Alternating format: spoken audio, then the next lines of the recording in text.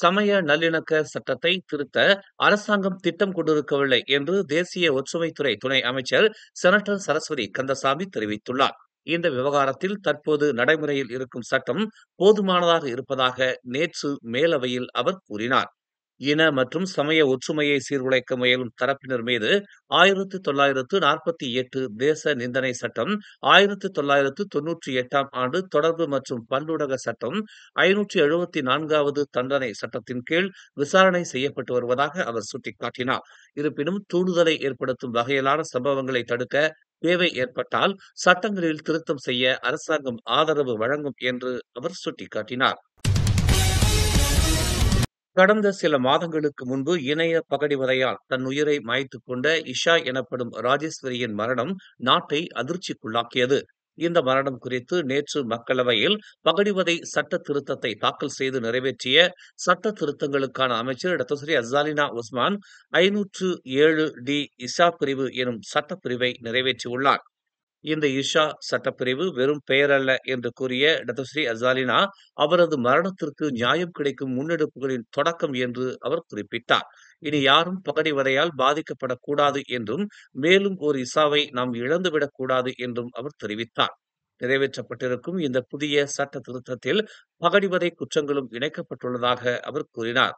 இதனிடையே இஷாவின் மரணத்திற்கு நியாயம் கிடைக்கும் வகையில் சட்டத்துறை அமைச்சர் டாக்டர் அசாலினா உஸ்மான் அறிவித்திருக்கும் இந்த புதிய இஷா சட்டப்பிரிவுக்கான பெயர் வரவேற்கத்தக்க ஒன்று என்று ஓம்ஸ் அறவாரிய தலைவரும் மலேசிய அரிமா சங்கத்தின் தோற்றுநருமான ஓம்ஸ் பா தியாகராஜன் தெரிவித்துள்ளார்.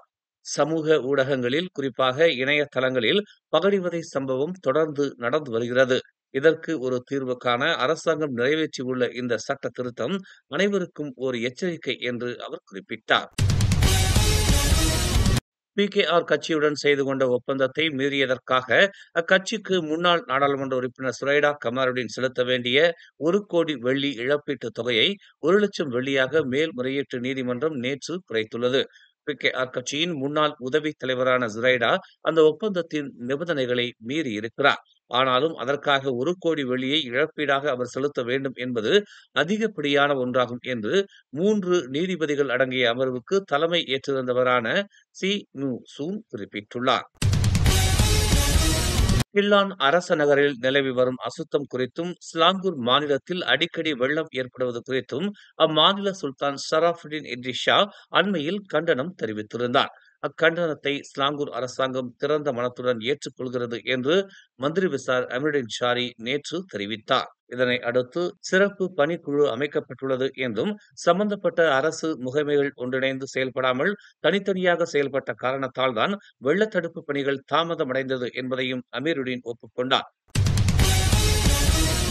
வரும் சபா சட்டமன்ற தேர்தலில் புதிய தோழமை கட்சிகளுடன் கூட்டணி அமைக்க தவறினால் பெர்சாத் கட்சி அடியோடு துடை தொழிக்கப்படும் என்று அம்னோ உச்சமன்ற உறுப்பினர் புவாட் சர்காசி எச்சரித்துள்ளார்.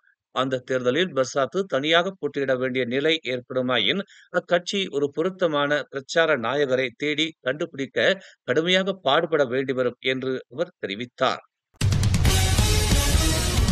அம்னோவின் உறுப்பிய தகுதியிலிருந்து 6 ஆண்டுகள் தாம் இடைநீக்கம் செய்யப்பட்டிருப்பதை எதிர்த்து மேல்முறையீடு செய்யப்போவதில்லை என்று செம்புரோங் நாடாளுமன்ற உறுப்பினர் டாக்டர் ஹிஷாமுடீன் உசேன் மீண்டும் வலியுறுத்தியுள்ளார்.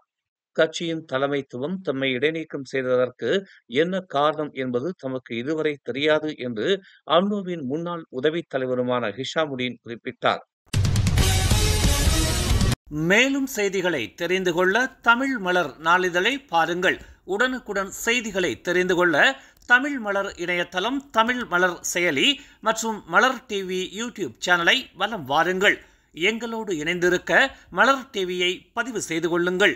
உறவுகள் மகிழ்ந்திட விருப்பம் மற்றும் பகிர்வு சேவையை சொடுக்கிடுங்கள்.